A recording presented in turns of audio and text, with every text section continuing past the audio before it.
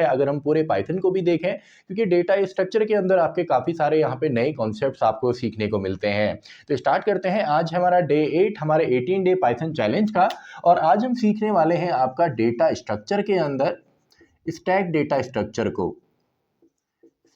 के अंदर हम यहाँ पे सीखेंगे आपका स्टैक डेटा स्ट्रक्चर क्या होता है, इसके बारे में हमने यहाँ पे सीखना है। और काफ़ी इंपॉर्टेंट टॉपिक है, इससे क्वेश्चंस भी आपके आते हैं, एमसीक्यूज भी आते हैं, और आपके जो शॉर्ट आंसर टाइप क्वेश्चन है वो भी आपसे पूछे जाते हैं। तो स्टार्ट करते हैं। सबसे पहले डेटा स्ट्रक्चर को समझने से पहले हमारा जो पहला टॉपिक होगा वो होगा आपका डेटा टाइप। कि डेटा टाइप तो हमको ऑलरेडी वैसे पता है, वर्सेज आपका डेटा स्ट्रक्चर, कि दोनों में आपका एक्चुअल में डिफरेंस क्या है।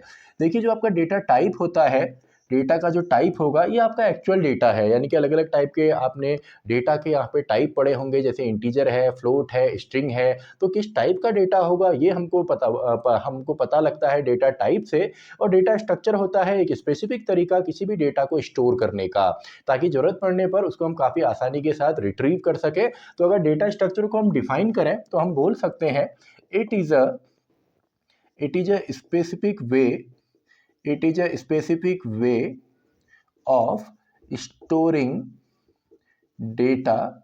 It is a specific way of storing data in computer system so that we can retrieve data more effectively. यानी कि एक स्पेसिफिक तरीका होता है आपके डेटा को स्टोर करने का, ताकि जरूरत पड़ने पर हम उसको और भी ज़्यादा इफेक्टिवली रिट्रीव कर सकें। अब देखिए, यहाँ पे जो डेटा आपके हैं, कुछ आपके इनबिल्ट डेटा स्ट्रक्चर भी होते हैं। अब इनबिल्ट डेटा स्ट्रक्चर ऑलरेडी आपको आते हैं, जैसे कि आपका लिस्ट हो गया, या आपका स्ट्रिंग हो गया, इसके अलावा आपका टपल है, आपका डिक्शनरी है। तो ये सभी आपके कहलाते हैं इनबिल्ट डेटा स्ट्रक्चर। अब इनको इनबिल्ट क्यों बोला जा रहा है और डेटा स्ट्रक्चर क्यों बोला जा रहा है, क्योंकि इनके अंदर जब हम डेटा को स्टोर करते हैं तो हम एक यूनिक तरीका यहाँ पे यूज़ करते हैं। जैसे अगर हम यहाँ पे बात करें लिस्ट की, या स्ट्रिंग की, या टपल की, तो इन तीनों में ही क्या होता है, इंडेक्सिंग होती है। तो इसमें अगर आपने नया डेटा को इंसर्ट करना है या एग्जिस्टिंग डेटा को रिमूव करना है, तो यहाँ पे हम इंडेक्सिंग के बेसिस पे ही करते हैं। और इसमें से अगर हमने डेटा को रिट्रीव करना हो तो हम स्लाइसिंग कॉन्सेप्ट का यूज़ करते हैं, हम लूपिंग कॉन्सेप्ट्स का यहाँ पे इस्तेमाल कर सकते हैं। अब वैसे ही आपका जो डिक्शनरी है, डिक्शनरी के अंदर भी सेम होता है। डिक्शनरी में भी आपको याद होगा कि यहाँ पे हम की वैल्यू के बेस पे डेटा को मैनिपुलेट करते हैं, यानी कि डेटा पे कोई भी काम करना है तो की अगर हमको पता है तो उसका जो डेटा पार्ट है उसको हम एक्सेस कर सकते हैं, उसको हम अपनी डिक्शनरी से रिमूव भी कर सकते हैं। तो ये सिंपल सा है इनबिल्ट डेटा स्ट्रक्चर। लेकिन हमने जो यहाँ पे सीखना है वो है आपका यूजर डिफाइंड डेटा स्ट्रक्चर। अब यूजर डिफाइंड में आपके कौन कौन से यहाँ पे आ जाते हैं, जैसे आपका स्टैक डेटा स्ट्रक्चर है जो हमने अभी सीखना भी है। इसके अलावा आपका क्यू डेटा स्ट्रक्चर होता है। इसके अलावा आपका लिंक लिस्ट डेटा स्ट्रक्चर होता है। इसके अलावा आपका ग्राफ होता है, ट्री होता है। तो ये सब आपके डेटा स्ट्रक्चर के यहाँ पे टाइप हैं, पार्ट हैं। तो ये आपके यूजर डिफाइंड है। और हम यहाँ पे सीखेंगे आपका स्टैक डेटा स्ट्रक्चर को। तो जैसे लिस्ट है, टपल है, स्ट्रिंग है, इन सब में इंडेक्सिंग होती है, वैसे ही आपका जो स्टैक डेटा स्ट्रक्चर है ये वर्क करता है आपका लीफो के प्रिंसिपल पर। कई बार एग्जाम में इसका फुल फॉर्म भी पूछा गया है, तो इंपॉर्टेंट है। तो इसका फुल फॉर्म है last in first out. Last in first out, यानी कि जो सबसे लास्ट में यहाँ पे इन होगा इस डेटा स्ट्रक्चर में, वो सबसे पहले आउट होगा। अब इसके कुछ यहाँ पे रियल लाइफ एग्जांपल्स भी हैं। जैसे अगर आप प्रिंटर का एग्जांपल लें, प्रिंटर का जो आपका पेपर ट्रे होता है उस पर आप पेपर रखते हैं, अब जब वो प्रिंट आउट निकाल के हमको देता है तो जो सबसे ऊपर उसके पेज होता है उसी में हमको यहाँ पे आउटपुट मिलता है या अपना प्रिंट आउट मिलता है। इसके अलावा आपने देखा होगा क्लासरूम के अंदर आप नोटबुक सबमिट करते हैं तो एक के ऊपर एक हम सबमिट करते हैं, और जब टीचर उसको चेक करता है तो जो टॉप वाला वहाँ पे नोटबुक है या बुक है उसको रिमूव करते हैं, उसके बाद उसके बाद वाला। और अगर कोई नई बुक वहाँ पे इंसर्ट करनी है तो वो भी आपका कहाँ पे आता है, टॉप पे आ जाता है।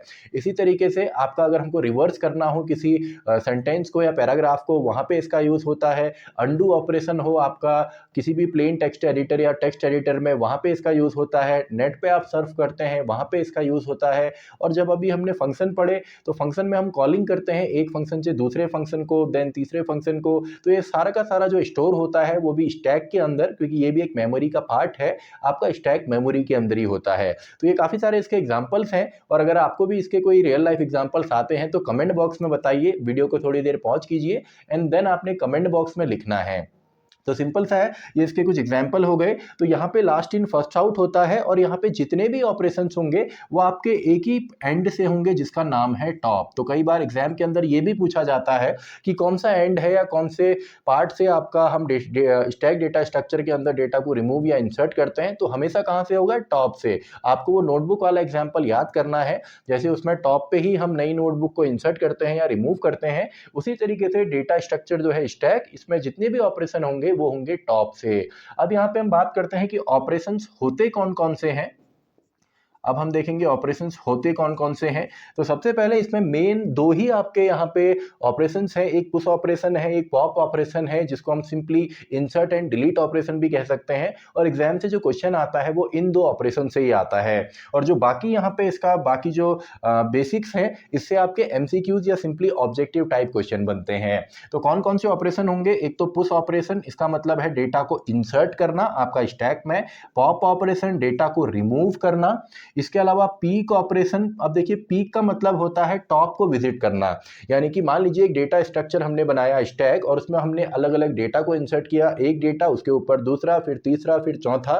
तो अगर हमको टॉप को विजिट करना है, यानी कि टॉप मोस्ट एलिमेंट कौन सा है, अगर उसको केवल विजिट करना है, देखना है, बताना है, यानी कि उसको रिमूव नहीं करना, तो इसी ऑपरेशन को हम बोल देते हैं आपका पीक ऑपरेशन। यानी कि आप एग्जाम में अगर आता है what is peek operation in stack data structure, तो आप उसमें लिख सकते हैं visiting the topmost element of stack is known as peek operation. Simple सा है। इसके बाद अगला इसमें होता है आपका ओवरफ्लो।